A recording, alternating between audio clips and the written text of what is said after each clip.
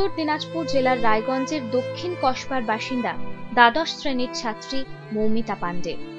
কয়েক মাস আগে মৌমিতার রক্তে বাসা বেঁধেছে মারণ রোগ ক্যান্সার। চিকিৎসার পরিভাষায় যার নাম লিউকোমিয়া।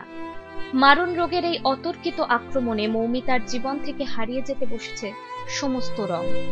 নিস্তেজ হয়ে পড়েছে শরীরের অঙ্গ প্রত্যঙ্গগুলি। চিকিৎসার জন্য প্রয়োজন কয়েক লক্ষ টাকা। মৌমিতার বাবা একটি বেসরকারি সংস্থার অধীনে নৈশ প্রহরীর কাজ করলেও বর্তমানে বেকার। মা অঙ্গনওয়াড়ির কর্মী। দুজনের যৌথ আয় কোনো মতে সংসার চলে। বলাই বাহুল্য, এই অবস্থায় মৌমিতার চিকিৎসার খরচের যোগান দেওয়া তাদের পক্ষে দুঃসাধ্য।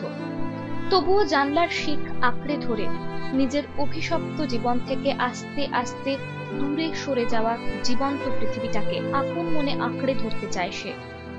জীবনকে ভালোবেসে বাঁচার নিবিড় আকুলতা ঝরে পড়ে তার অসহায় কণ্ঠে।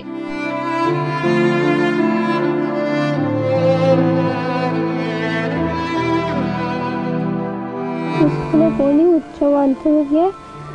আমার খুব অসুখ, আমার বাবার পয়সা নেই, আমার চিকিৎসা হচ্ছে না। আমাকে সাহায্য করুন আপনারা, সাহায্য করলে আমি ভালো হয়ে যাব।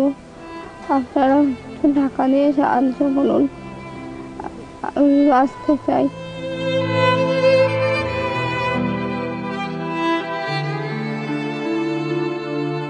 প্রতিদিন তিল তিল করে সন্তানকে মৃত্যুর দিকে এগিয়ে যেতে দেখে যন্ত্রণায় বাকরুদ্ধ মৌমিতার মা মুক্তি দেবী চিকিৎসার জন্য প্রয়োজনীয় খরচ জোগাড় করতে ঘুরছেন মানুষের দরজায় দরজায়। সাহায্যের জন্য কয়েকজন সহৃদয় মানুষ এগিয়ে এলেও প্রয়োজনীয় খরচ জোগাড় করা সম্ভব হয়নি। অসহায় মায়ের কণ্ঠে তাই কাতর আবেদন, মেয়েকে বাঁচান। লিউকোমিয়া হয়েছে, ডাক্তারের 4-5 লাখ টাকা খরচা, কিন্তু আমার সামর্থ্য নেই। আমি প্রত্যেকটা দুয়ারে দুয়ারে যাচ্ছি, সাহায্যের হাত বাড়ানোর জন্য, সবার কাছে সাহায্য নিতে।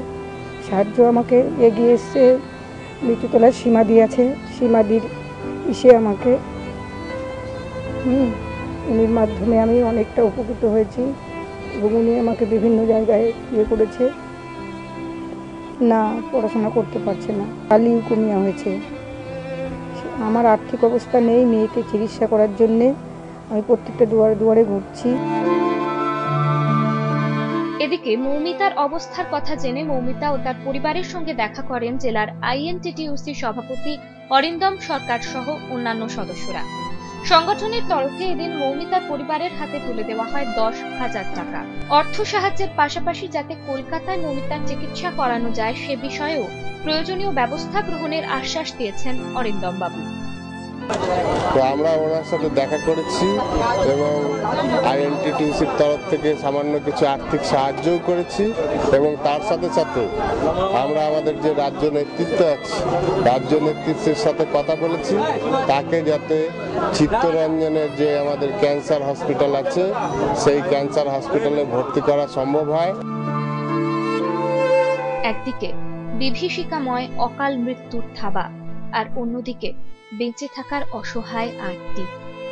জীবন মৃত্যুর এই প্রতিদ্বন্দ্বিতায় যেন জয় হয় জীবনের।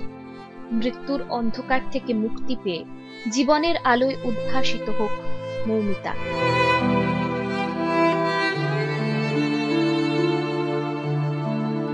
উত্তর দিনাজপুর থেকে তন্ময় চক্রবর্তীর রিপোর্ট, ভক্স 24/7।